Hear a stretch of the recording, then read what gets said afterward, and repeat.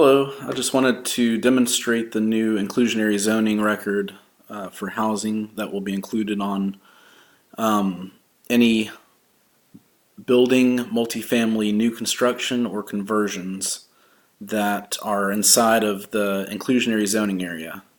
Real quick, I could probably show you the inclusionary zoning areas that are around the city. It includes the Beltline area, and it also includes the west side neighborhoods. So let me zoom out here, and hold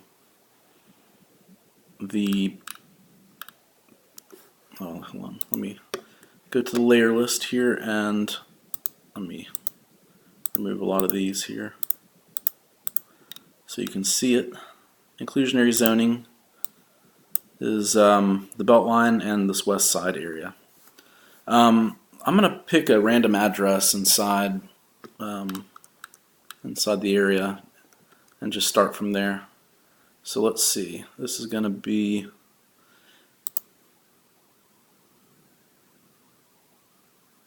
.689 Boulevard Northeast. Okay.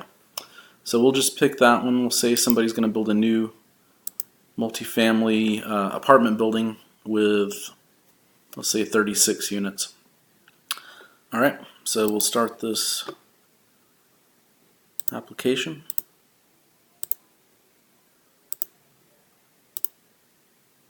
New construction.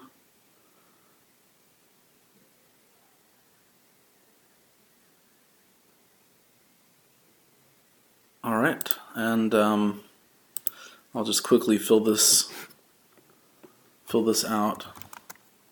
Test IZ inclusionary zoning. What was it? 689 Boulevard.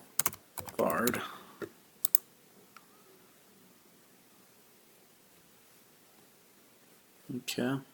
Looks like it already has some previous conditions on it.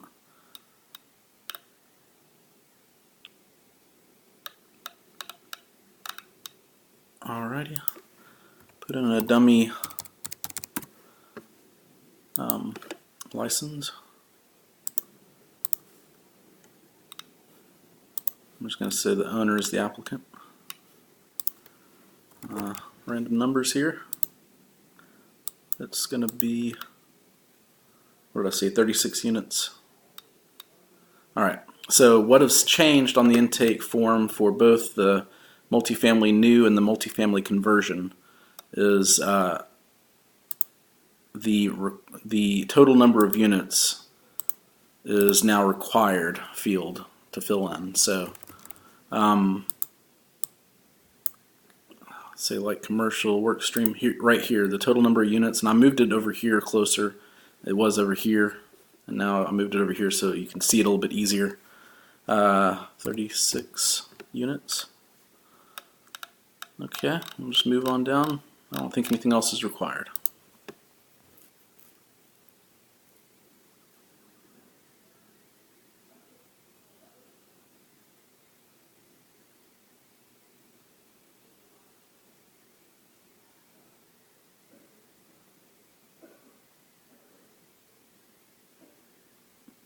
Okay.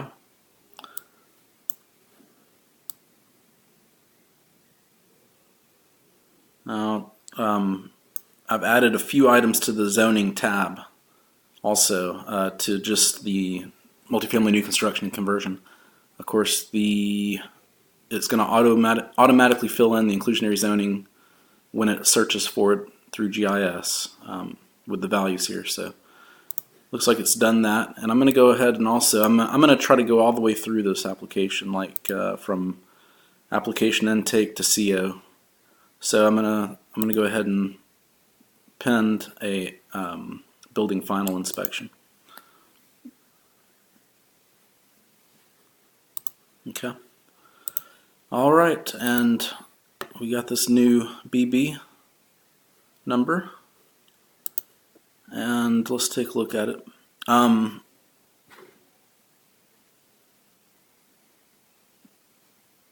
Now, what it does is the inclusionary zoning is for, it only really takes effect if the multifamily units are for rent, not for sale. And also it has to be 10 or more units. So if you type in 9 or anything below 10 in this total number of units section, it will not create an inclusionary zoning record. So what happened though, it noticed that it's in the inclusionary zoning area, it's got 10 or more units, and so now we don't know if it's for rent or for sale yet because there's no fields that determine that. But if we go to related records, you'll see that it created a child record, an IZ. That's a brand new record type. And now it is under the housing module. So housing, inclusionary zoning, affordable housing, NA is the new record type. So it's related automatically to the BB. And there are some restrictions on what can happen in the workflow depending on the status of the IZ record too. So I'll show you that when we get to it. So I'm just going to go through the workflow and go ahead and accept it. And as you know, you can't get through plans distribution until I pay for the plan review fee. So I'm going to go ahead and pretend like I'm paying for that. All right.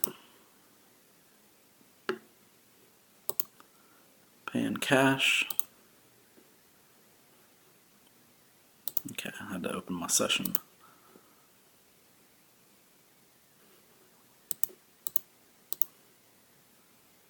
All right. It's paid for. So now we can continue on to the review.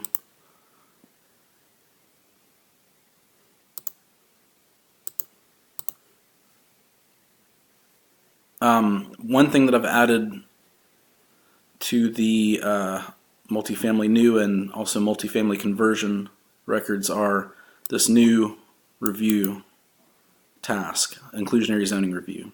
That'll be up to the building permit, or I'm sorry, the building plan reviewer to also result the inclusionary zoning review.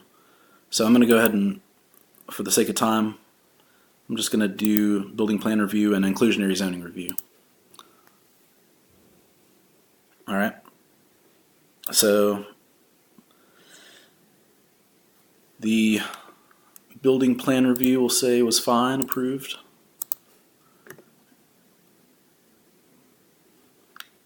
Okay. And now what the building reviewer will have to do is look for, in the plan set, look for which and how many affordable housing units they've indicated on the plans are going to be set aside as affordable housing units.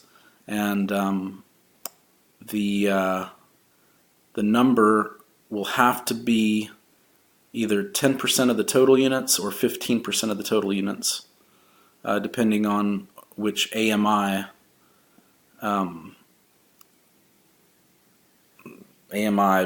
guidelines are going to go by. 60% of AMI, the average median income, I think is what it's called. Then they have to have 10 units, 80% AMI, I'm sorry, 10% of the units, 80% AMI, they have to have 15% of the total units set aside. So now they also have the option to not comply with that and to pay a one-time in lieu fee. And the in lieu fee is calculated as if they were going to do 15%, and it multiplies it by a number depending on on what zone, what subzone of the inclusionary zoning area it's in. So I'm going to say that they chose to pay the in lieu fee instead of comply. So you'd mark invoice in lieu fee.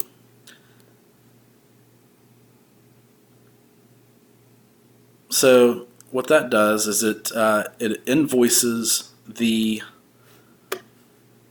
IZ record with the calculated fee. So let's go to the IZ record and check it out.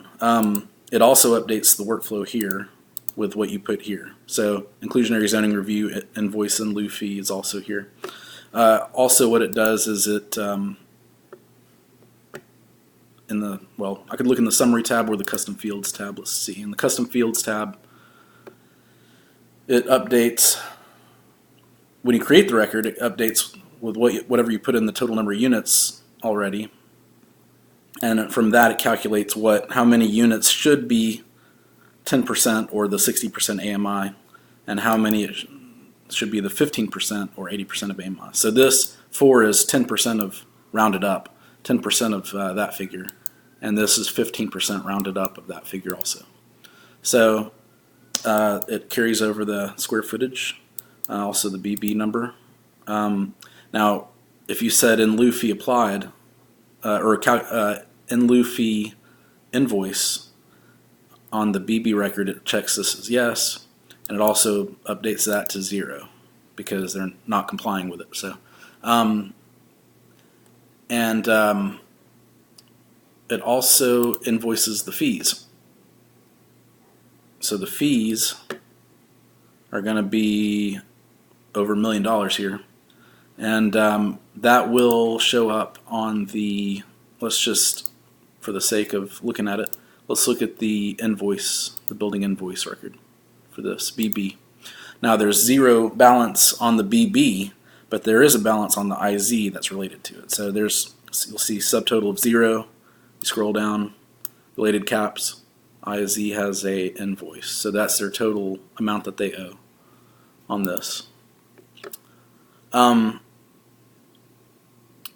running a little short on time, so I might have to make a part 2 of this just so I can fit everything in. But let me go back to, I do want to show you what happens when they do comply and they do want to do 60% or 80%. So what I'm going to do, I'm going to reactivate the inclusionary zoning real quick, review like I haven't done it yet. So I'm going to wind back the clock here and pretend like I still need to do this IZ review. Alright, so let's pretend like I didn't do invoice and lieu fee. Alright, and they're going to do, let's say 10% or 60% of AMI. Now what's required is the number of affordable units. So whatever they put on their plans is how many they're going to have. Let's say they're going to do the 4 that's required for the 10%. Okay. So you got to put that in the workflow. It's called a task-specific information when you add a field that you have to fill in here. Automatically it puts 0 in there for you if you choose either no review required or in lieu fee invoiced. So you don't have to worry about typing anything in. But if you choose this and there's nothing in that field, it's going to give you an error saying validation failed. You need to fill this. This is a required field. You got to put that in there. So I'll tell you what. I'm going to go ahead and stop the video right now, and I'll pick it up with a part 2.